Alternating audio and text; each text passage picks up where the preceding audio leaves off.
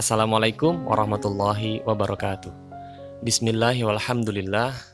Wassalatu wassalamu ala rasulillah Sayyidina Muhammad ibn Abdillah wa ala alihi wa sahbihi wa man walah, amma ba'du. Selamat datang buat teman-teman di RZL TV bersama saya Rizal Aditya. Channel ini nantinya akan berkembang dalam berbagai pembahasan.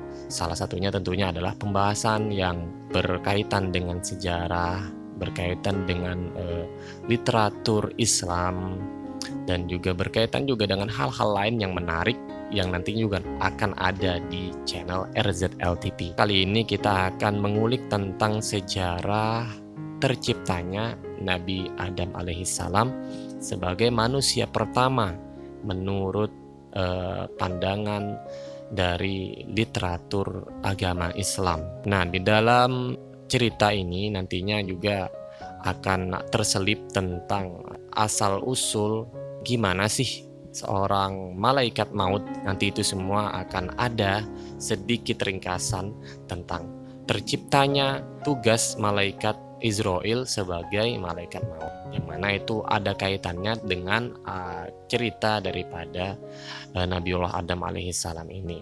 Untuk cerita ini sendiri, referensinya kita ambil dari kitab Bada'iz Zuhur karangan Ibnu Iyas ya. Mohon maaf apabila ada kesalahan, silakan koreksi di komentar. Untuk cerita ini juga memang para ulama cukup banyak yang mengomentari ya tentang keabsahan cerita-cerita di dalam kitab tersebut. Ini disclaimer duluan ya, supaya nanti tidak ada lagi pertanyaan, Bang, kenapa sih bikin konten mengulas cerita-cerita yang fiktif, cerita-cerita yang riwayatnya itu lemah dan lain-lain, hadis palsu lah, inilah itu. Begini, jadi walaupun mungkin cerita ini bisa dikatakan fiktif, bagi beberapa ulama yang memang pakar di bidang literatur agama Islam, wabil khusus dalam hal urusan hadis, tapi bukan berarti kita menghapus begitu saja. Ini tetap bagian dari khazanah Islamiyah. Cerita-cerita ini ya bisa kita anggap sebagai cerita mitologi, walaupun kita tidak tahu apakah ini benar-benar cerita fiktif atau ternyata ini cerita yang benar terjadi di masa lalu. Kita nggak pernah tahu. Walaupun secara ilmiah banyak ulama-ulama pakar mengatakan di riwayat-riwayat cerita-cerita pada kitab tersebut, kitab Bada'iz Zuhur ini adalah riwayat yang bisa dikatakan palsu. Tapi kita tetap bawakan ini sebagai apa? Inilah kekayaan keilmuan, kekayaan literasi, kekayaan sejarah ya. Walaupun mungkin ada beberapa yang hanya sekedar kisah-kisah Israiliyat atau kisah-kisah yang tidak bersumber dari riwayat-riwayat yang valid dari Rasulullah SAW, tapi tetap kita bawakan. Oke, mungkin agak sedikit panjang lebar prolognya. Mudah-mudahan ini bisa sedikit memberikan rambu-rambu dan pencerahan sebelum kita mulai menyaksikan kisahnya. Ini nanti kita bagi beberapa part ya. Kalau dibahas satu episode itu akan sangat panjang, jadi kita bagi-bagi part by part. Mudah-mudahan aja sih bisa memuaskan teman-teman sekalian ya. Mari kita saksikan alur ceritanya. Part pertama, penciptaan Nabi Adam alaihissalam. Selamat menyaksikan.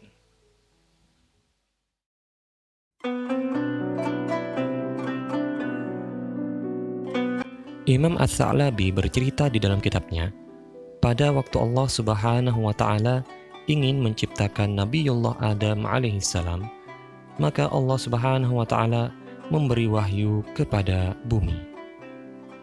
Allah Subhanahu wa Ta'ala berfirman, sesungguhnya kami akan menciptakan makhluk dari intisarimu. Sebagian ada yang taat kepadaku, dan sebagian ada pula yang durhaka kepadaku. Maka siapa yang taat kepadaku akan aku masukkan ke dalam syurgaku, dan siapa yang durhaka kepadaku maka akan aku masukkan ke dalam nerakaku.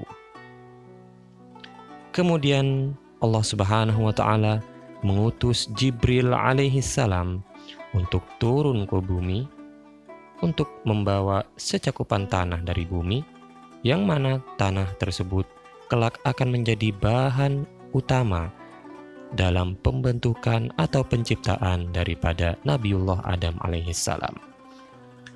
Setelah Jibril sampai di muka bumi, maka bumi pun memberi sambutan dengan sumpah seraya berkata, "Sesungguhnya wahai Jibril, aku berlindung pada Allah yang maha mulia yang telah mengutusmu.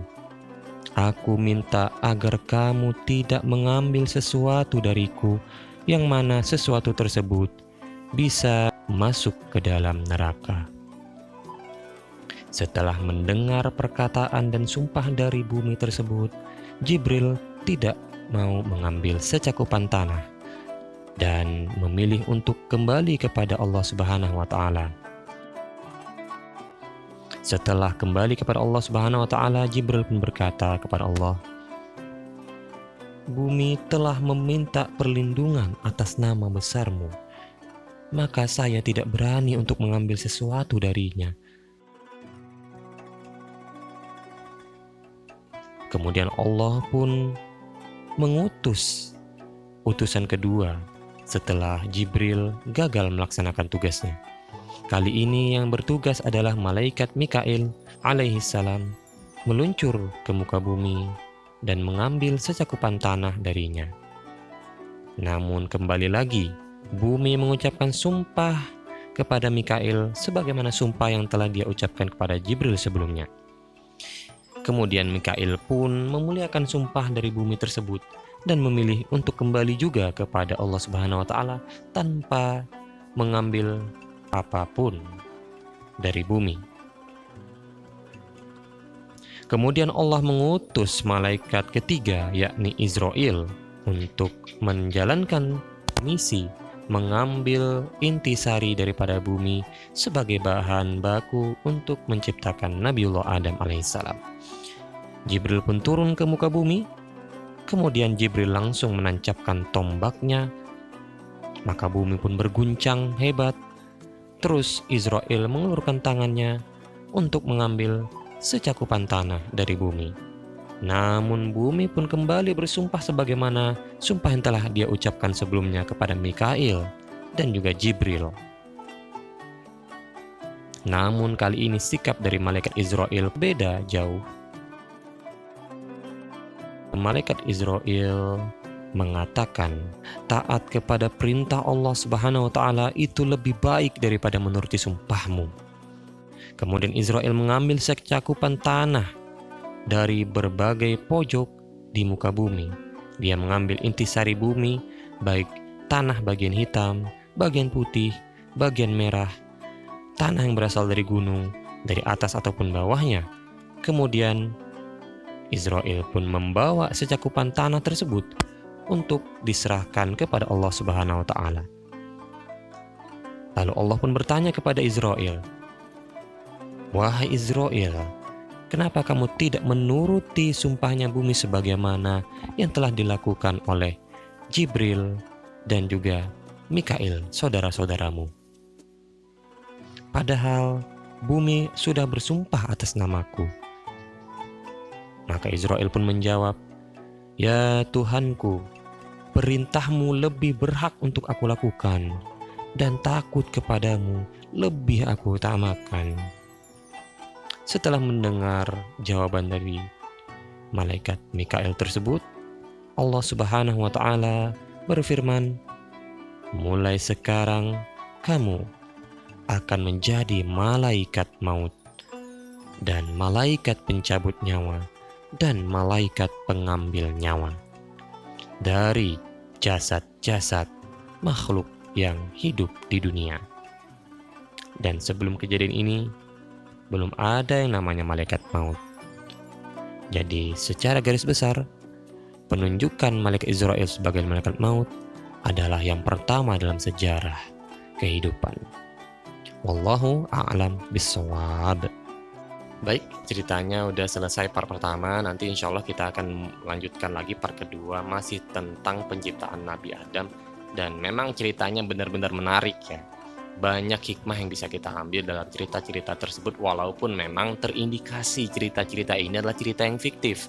Tapi tetap kita apresiasi para ulama. Sekali lagi, memang secara ilmiah ini cerita fiktif, Israiliyat, cerita-cerita yang bisa dikatakan palsu lah atau apalah. Tapi kebenaran hanya milik Allah Ta'ala. Kita tidak benar-benar tahu bagaimana sejarah di masa lalu. Dan bisa saja itu yang terjadi di masa lalu, kita juga nggak tahu.